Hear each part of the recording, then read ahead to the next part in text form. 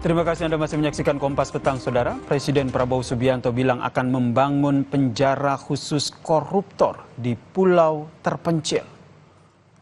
Pernyataan ini disampaikan saat memberikan pidato dalam peluncuran mekanisme baru penyaluran tunjangan guru ASN daerah di Kementerian Pendidikan Dasar dan Menengah, Saudara. Presiden memastikan akan menyisihkan anggaran untuk membangun penjara khusus koruptor. Presiden bilang pemilihan lokasi penjara di pulau terpencil agar koruptor bertemu hiu di laut.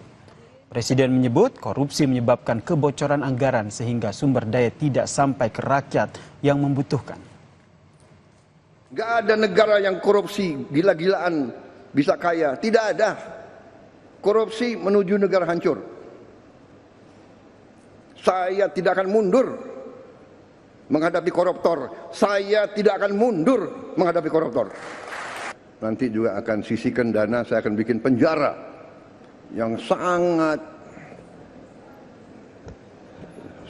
pokoknya sangat kokoh di suatu tempat yang terpencil, mereka nggak bisa keluar malam hari.